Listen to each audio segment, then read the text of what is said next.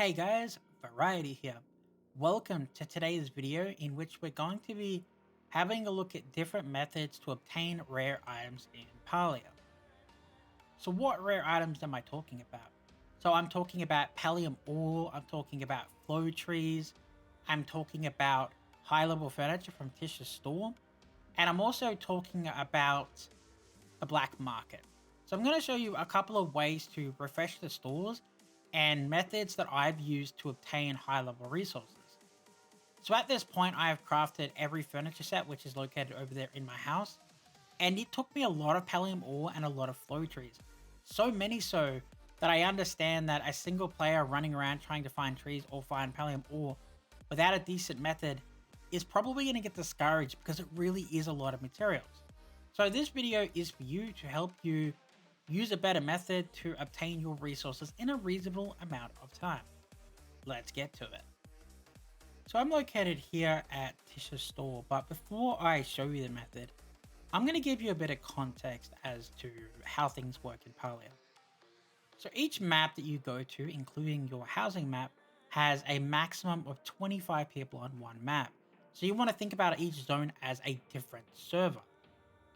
Each server is not a duplicate of the other one. So for example, let's say I'm in server 1 and you see these items that are located in Trish's store. Keep these items in mind for a moment. So we're back, and as you can see, it's been about an hour in game, which is a few minutes IRL time. And if you look around, the items have changed. These items change every in-game daytime, which I think is an hour and a half. But if you log out and log back in, what happens is the server that you were on, server 1, let's say somebody else comes in, it's now full. So when you try to log back into the server, you obviously can't because it's full. So it throws you to another server. The other server doesn't have identical items. So you can sit here and keep logging in and out to force yourself into different servers to get different items. You can also do this by running down to the stables and teleporting home and running back, whichever way works for you. So there will be some people that are unaware of this, so I will go over it. The black market is located down here. Once you get the unlock, you can use the shortcut behind the general store. But to first unlock it, you have to come through the door down here, and it has to be at nighttime. So we're going to go inside and we're going to have a look at the items that are located. So this is the black market, which has items of much higher rarity here. Sometimes you get craftable items, kind of like this one. Sometimes you get items that you can't craft, like bathtubs and rugs and many other things that enhance your house. So you're going to want to kind of cycle the store to get your items. So what you're going to do is you're going to log out and you're going to log back in. If you are finding that when you log back in, the items are the same as when you logged out, it means that your server hasn't filled up. So you need to log out longer and then come back. There are two notes here. If for whatever reason, sometimes it doesn't reset, I've run into this issue, I go home and wait for a bit and then come back. And it changes the instance.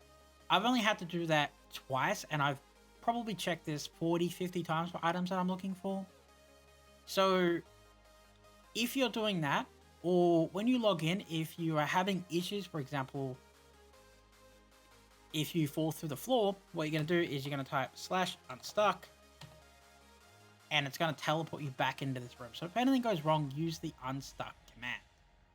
So the first rare type of material we're going to be talking about is Palium ore.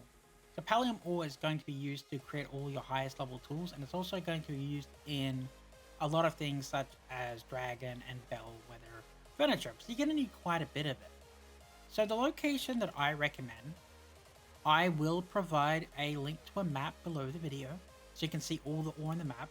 But I would recommend starting up here and then going through the cave to this side of the flooded fortress, going up here to check this side of the flooded fortress, running over here, and then checking here. Running back here, through here, you jump on the spout, and then you go up the mountain and you come back in. So what you're going to do is you're going to start at the top of the mountain and stand probably about here. And you're going to log out, wait a bit, and then come back in until you see an ore, which is what I'm going to do now. So after a few jumps, I haven't had a lot of luck, I admit. But I found a normal stone up here, and I decided to use this as an example rather than keep jumping looking for Palium.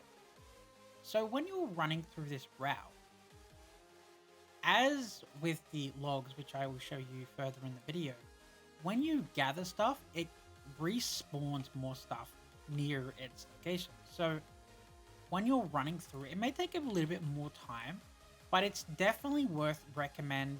I definitely recommend mining everything because it'll make more ore spawn. So if you keep jumping to the same servers and you don't mine it, you're eventually going to get to the point where you're just looking at the same stone that you didn't mine the first time. So as we come down here, we're going to find more rocks. So as you can see, there is a bunch of rocks here.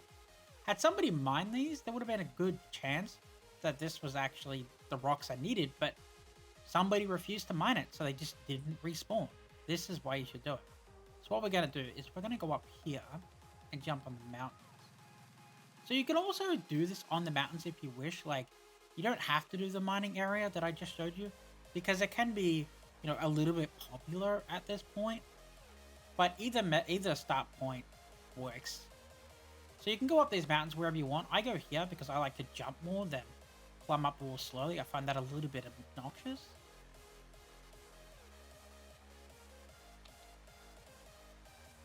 Okay, so it looks like people haven't mined the stone over here as well. Yes, okay, there's some Palium there.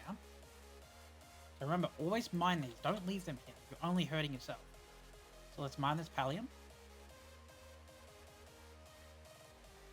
As you can see, it takes a few hits. See what just happened? See how that bug just came out of the mine? I'm glad that come up because that's something I wanted to talk about. So when you're mining or wood cutting in this area, there's a chance, I believe it's 5%, that a bug will come out. And if you catch the bug, it'll give you silk. So you're going to want to make sure that you have, you know, some kind of bomb on you to catch the bugs that come out of that. Sometimes there's also rares that come out. So you definitely want to catch them for, you know, some silk, some extra money, and maybe some bugs for your house. So I like to glide from that over here. And then I can see from here, see those rocks just above my head on that mountain? So I can see there's rocks there. I just can't see what rocks they are. So let's go up there and have a look at them.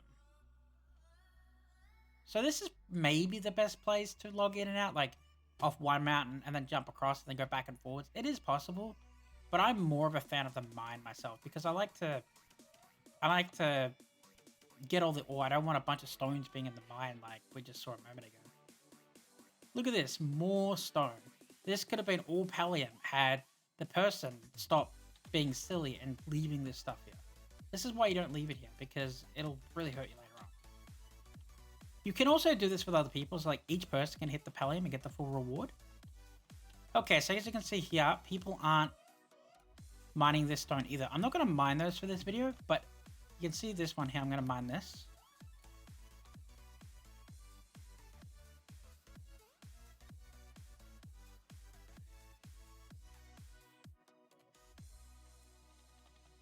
And there's another bug. So I just got 7 Palium ore out of that one. So there's no more Palium ore here.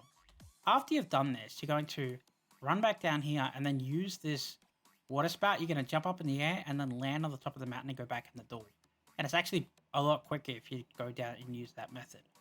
So that's the method that I recommend for the Palium ore. Plug in and out until you find something on the top layer. It doesn't necessarily have to be Palium. It could be stone. And it could just mean that the ore has respawned, but it just happened to be respawning stone. Okay, so let's go and have a look at the flow tree logs. Flow trees. The endgame rare material you're going to find to be the most painful to gather. I have a little bad news for you. The best way to get it is with a group. I know some people want to solo. I understand that some people will keep logging out and running around or using the foraging tool to find the trees. I get that some people will do that. But the truth is, it's not efficient. And at first you may think, I only need 10, 20, 30 planks to get my tools. But if you want furniture, you're talking hundreds and hundreds of logs, not tens of logs. So that's not really feasible. So I've gathered and hosted a few flow tree parties, and I will show you what I do. So the method to this is you need to pick a location.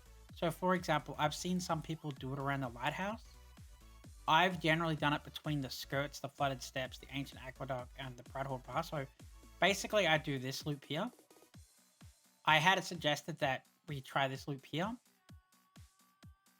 And the last time that we did it, we kind of closed the loop. So we did probably about here. So the outskirts, the flooded steps, we stayed around this area. So the tighter you are, the better. Because when you call out a flow tree, everybody's going to run to it. And you don't want to you don't want to wait multiple minutes while waiting for somebody to come to your tree, right? That's why you want everybody close. So what you're going to do is you go into Discord and you find a group, or you create a group. You bring people to the server and you'll add them and you'll open up your friends list and you'll sync them in. Now they're on your server. You don't need them in a party. You just need them on your server and your server chat, right? So this is the method. You're going to get everybody that's on your server and they're all going to run around and they're going to chop down trees. The really important part is here is that you want them to focus big trees. For example, you don't want them hitting tiny trees. If you hit tiny trees, you're going to spawn tiny flow trees. You want to get the big, meaty trees. So when the flow trees spawn, they spawn bigger flow trees that give a larger amount of flow logs per tree, right? So the general thing that you're looking for here is you bring as many people as you can to the server to cut logs as fast as you can. So you avoid the little ones, but cut every other tree. I've created a couple of parties at this point, and every party that I create always starts a little bit slow, 1, 2, 3 people. But before we end, we have 10, 15, or sometimes the entire server running around and cutting trees for us. So what you do is you get everybody to cut the trees, and let's say this is a flow tree, okay? So flow trees regenerate after somebody hits it. So imagine a train of 20 people. They're gonna all run up to it and hit it slowly. You back up, it'll heal. When it heals, other people come up and slowly hit it, and that tree will heal. Now, the really important thing is here is this is the important bit between a bad party and a good party. I've been in a party with 20 people, and then I went and created a party with 6, and the 6 people got more because of this sole reason. Do not stand here and look at the flow tree. Do not AFK at this tree. That is not how this works. As soon as you tap the tree, go and deforest the entire forest around it. The way I do my parties is that I kind of chew people out for standing at the tree. And after a while, the entire server, they'll come up, they'll tap the tree, they'll leave the tree, and they'll deforest everything. So instead of just waiting for other people to arrive, they're actually cutting down logs. And then when everybody arrives, you cut down the tree together and it dies. Once the tree dies, you kind of scatter a bit and you go look for the next one. I probably make an average of about, I want to say about 100 logs an hour with a good party. And once a good party gets started, and like a structured party where you're calling out everything out in server, more and more and more people will join you. It's really, really important to make sure that everybody gets a hit on the tree. Because if you don't, what happens is some people think, well, I didn't get a hit on that tree, so the next tree I go to, I'm going to knock it down with me and my friend or whatnot, because I'm not going to get it because I lost the last tree. And then it snowballs out of control where people start knocking down trees when you need everybody to get a hit. So you really need somebody leading when you do this. Side note, you do not want people cutting trees up on the top of mountains, like up here. So up there, you don't want all of your members to have to climb that. That's really annoying and time consuming. So don't cut the trees up there. I'm going to show you a little bit of a video where just me and a couple other people are running around cutting logs to just give you kind of a vibe of what it's like. So here is one of the parties that I was hosting the other night. As you can see here, there are a lot of people. I get a little bit stuck there. But we have a lot of people running from flow tree to flow tree. So when I'm hosting the party, I encourage people to cut down the trees on the way and to not just run from flow tree to flow tree, because if you do that, the flow trees run out and then there's no more to run to, right?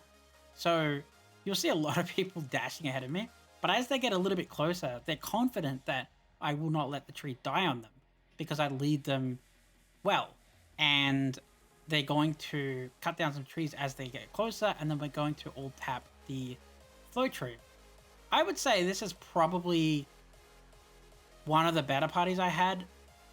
If you're not confident in leading a large group of people, I would recommend that you probably keep it to 8 people max. As you can see up ahead of me, there are a lot of people running the tree, and keeping them all actually, coordinated is very difficult.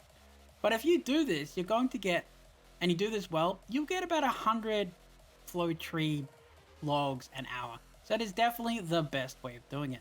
I will put the Discord link below the video so you can join the Discord and join in other groups. I would definitely recommend joining another group before you create one. Okay, so that covers everything for today's video. We showed you how to get items from Tish's store by relogging. We talked about the black market. We showed you the Palium route and the logging in and out. And I showed you kind of about setting up the flow tree party and how I would recommend, setting one up or joining one, and kind of the general rules that you should be following to maximize your flow trees per hour. Thanks for watching, guys.